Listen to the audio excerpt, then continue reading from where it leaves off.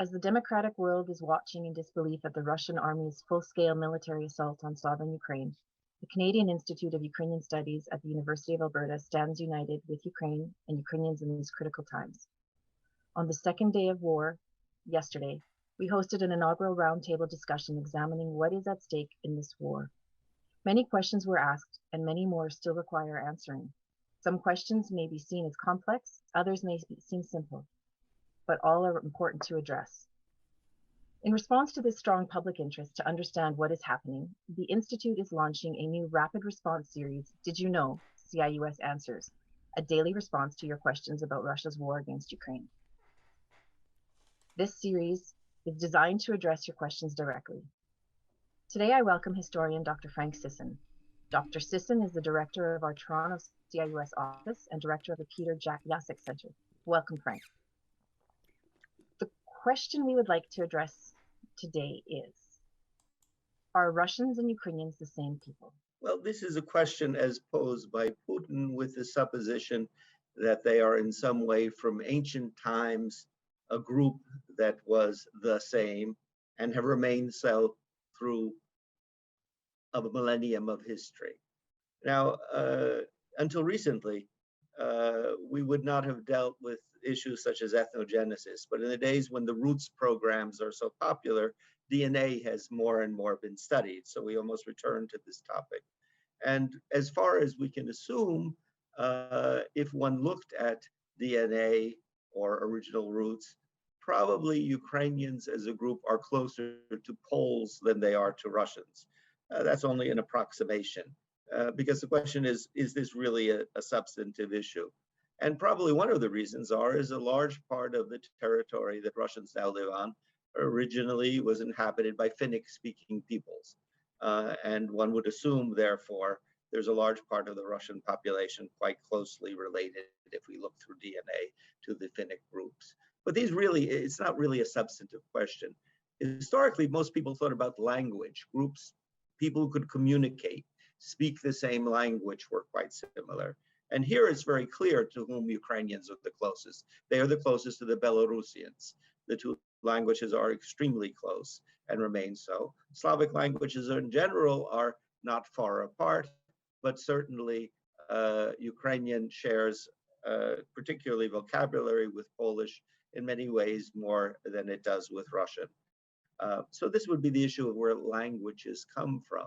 Now, I think much more important are the issues of contact and culture. And here, to a great degree, Russian and Ukrainian cultures formed quite differently. If in this fantasy world of Putin, there was an ancient unity, it would seem quite absurd over thousands of kilometers that people were spread through forest and steppe zones, that they were one group at a certain point in time. But what we really know that tells us something about this for Ukrainians and Russians was, to a great degree, unlike with the Belarusians, where the two groups have historically lived side by side for a longer period of time, in many ways, Russians and Ukrainians moved into and settled steppe zones, came into closer contact, and did that largely in the 16th and 17th and into the 18th centuries. That is relatively late when we talk about this kind of formation. But I think really the other issues of substance are, in early cultures, religion plays an important role, and the shared orthodoxy or tradition and even nomenclature that came from ancient Rus did show a commonality of certain kinds between Ukrainians and Russians.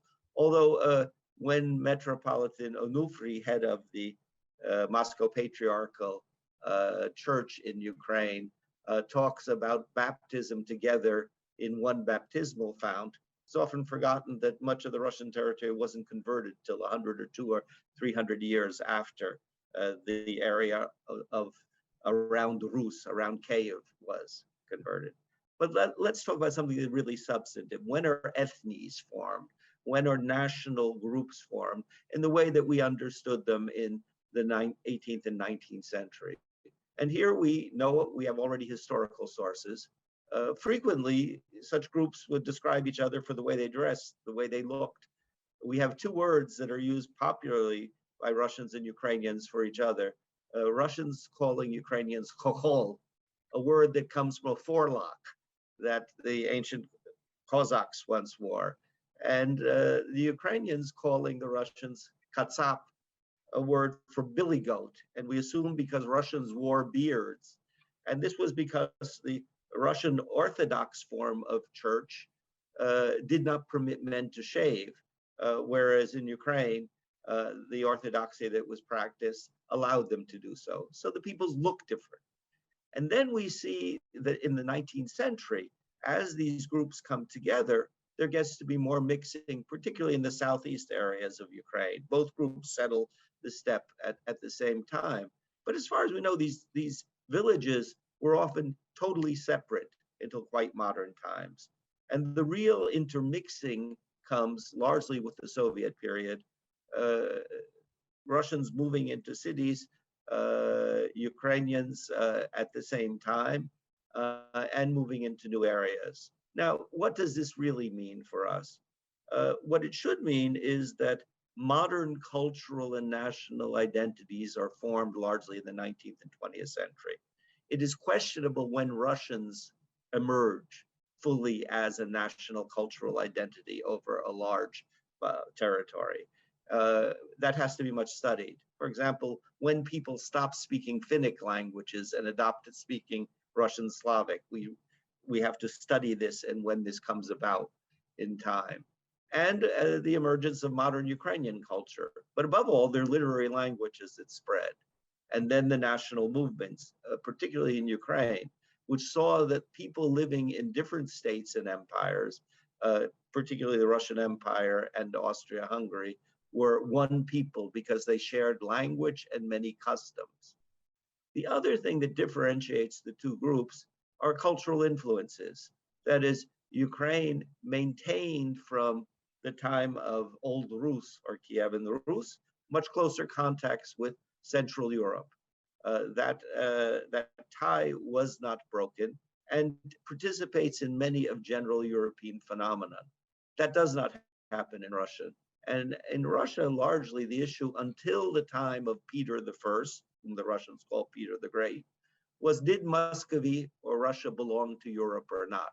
And that remained much in question until that time. Peter chose Europe, but chose a different kind of Europe from the Ukrainian model. So we can say no, they are not and never were one people.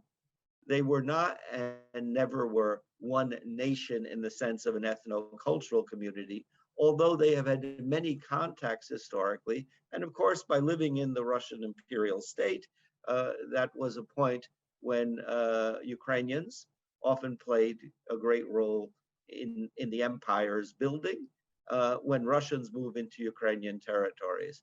But the Putin fantasy of one ancient people that exists through all time, that is Russian and Orthodox, and that if only one can cure Ukrainians from this psychosis that they are a people or a culture of their own, they will return to be good Russians, should be left on the pages of fantasy books.